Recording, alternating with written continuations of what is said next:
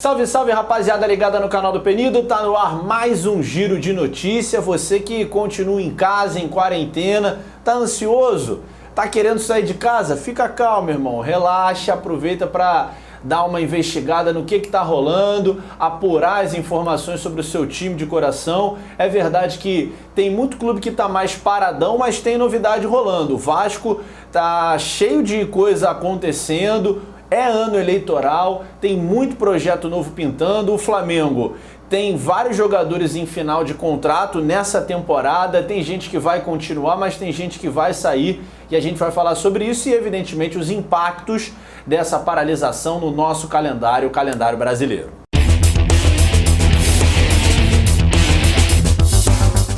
Gente, não é segredo para ninguém que o Flamengo montou um time para brigar por tudo na temporada de 2020, né? E é claro que isso passa pela gestão dos contratos desses atletas e também dos membros da comissão técnica, já que a gente não pode esquecer que o contrato do Jorge Jesus se encerra nesse meio de ano. Então tem toda uma temporada pela frente, ainda mais agora que a gente vai ter a extensão do calendário. Houve essa paralisação. Na Libertadores, por exemplo, o Flamengo só jogou 2 das 6 rodadas na fase de grupos, tem todo o Campeonato Brasileiro pela frente. E é claro que os contratos são uma prioridade para a diretoria do Flamengo. Porque tá todo mundo longe do clube, mas tá todo mundo com a mão na massa, não tá de férias, né? Quem tá de férias são os funcionários que não participam do planejamento estratégico da temporada e os jogadores. As férias não começaram ainda de forma oficial, por enquanto, né? A galera tá em casa em função da paralisação por conta da pandemia. As férias começam de fato no dia 1º. Então, por enquanto não há férias, mas a galera tá em casa, tá treinando e mesmo durante esse período vai continuar treinando também.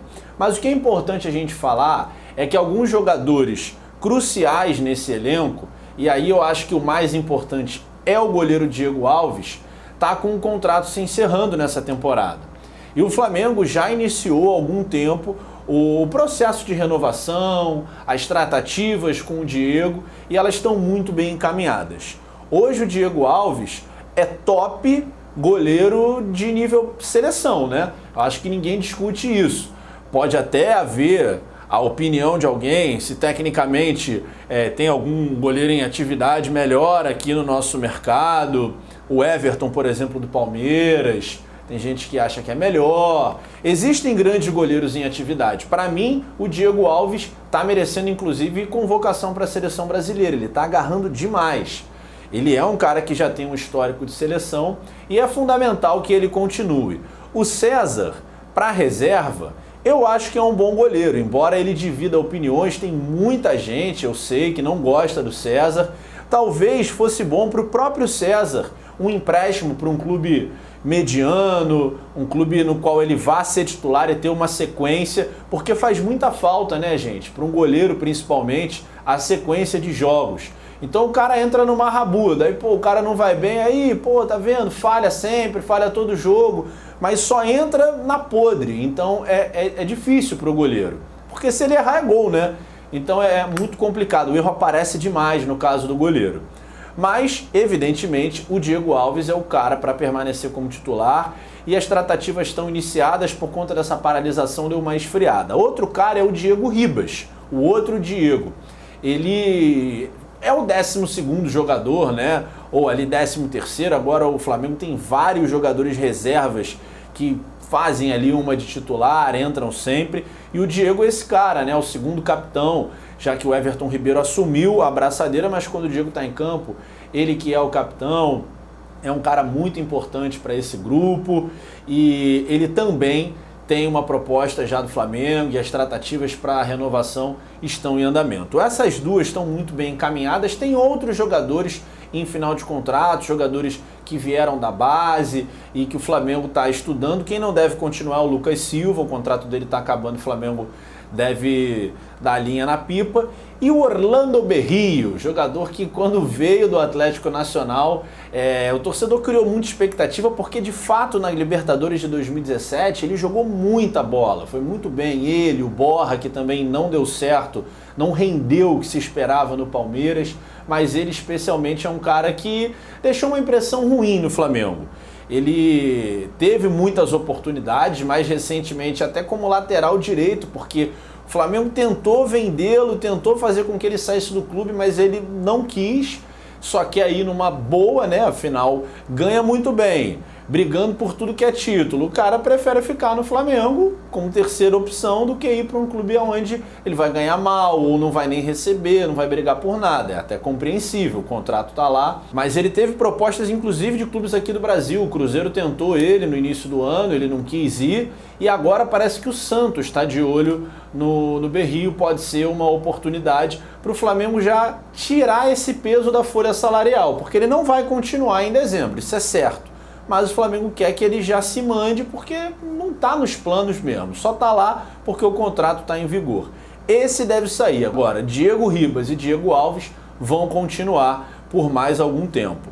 No Vasco, a gente não tem muito como falar sobre gestão de contrato, até porque a gente está em ano eleitoral. E o que vai acontecer no final da temporada, quando o Vasco for às urnas e decidir quem será o próximo presidente, vai determinar os próximos 3 anos, como foi quando o Alexandre Campelo acabou assumindo a presidência do Vasco da Gama.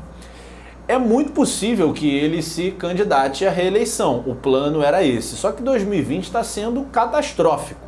Então eu acho que mesmo que o Campelo se candidate, a chance dele ganhar é muito pequena, a não ser que aconteça alguma coisa de muito significativo, uma grande mudança, e a perspectiva não é essa.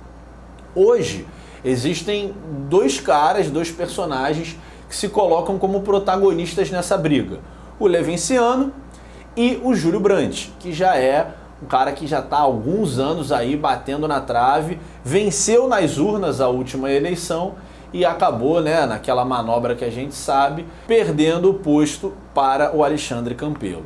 O Levinciano tem trazido à tona no debate da mídia muitas informações sobre o projeto que ele tem para o Vasco da Gama. E a gente sabe que é muito importante uma mudança estrutural no Vasco. Todo mundo que se candidata ao Vasco fala: a gente precisa mudar, tem que modernizar o Vasco e tal, mas não apresenta um projeto que o torcedor possa olhar, que a gente possa analisar e falar: bom, bacana, isso aqui está embasado, esse é um caminho que é interessante.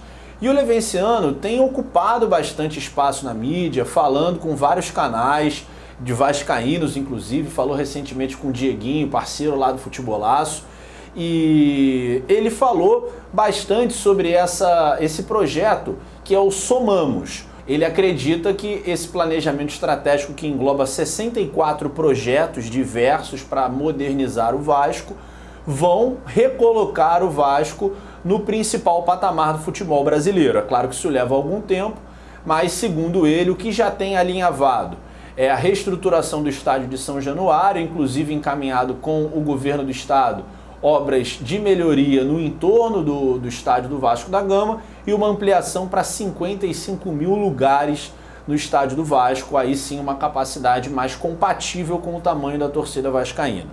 Outro ponto que é muito importante é que ele disse que, vencendo a eleição, já há um alinhamento para trazer pelo menos 2 jogadores de nível AA, palavras do próprio Levinciano, de nível europeu, atletas que jogam lá fora. Ele já está articulando com empresários que atuam nesse mercado. E aí acabou ganhando muito peso esse projeto do Levinciano, o fato do Roberto Carlos, ex-lateral da seleção brasileira, do Real Madrid, ter aparecido num vídeo com um empresário italiano chamado Fábio Cordella, que é um ex-jogador, não teve muito sucesso, é diretor de futebol e atua em clubes de menor porte da Europa, mas é um baita de um empresário, tem vinícolas na Itália, tem muitos negócios em andamento por lá. E esse cara está chancelando o projeto do Levin. Isso, evidentemente, dá um respaldo muito grande, porque a gente está falando de caras que vivenciam o mercado europeu, falando que, de fato, o projeto é muito bom.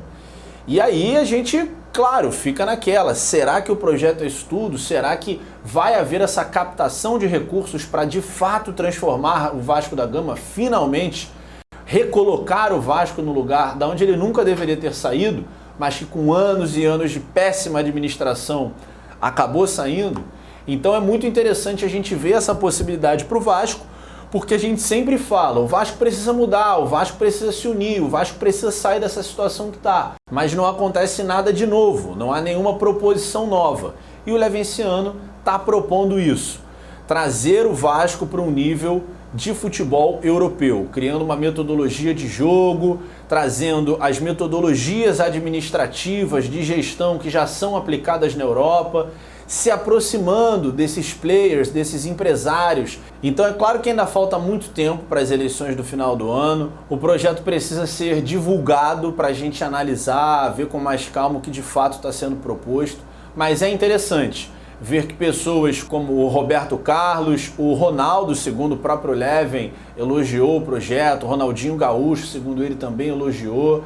É interessante que essas pessoas deem o ok, porque mostra que há uma conexão e há um caminho aberto para trazer investimento, que o Vasco precisa de mais, e aí sim ver o Vasco caminhando no rumo do progresso que tanto precisa que aconteça. Beleza, galera? Deixa seu like, deixa seu comentário, fala aí o que você está achando. Se for novo no canal, clica no botãozinho vermelho para se inscrever, vai lá no sininho, ative as notificações para receber os avisos do YouTube quando a gente postar vídeo novo. Até a próxima!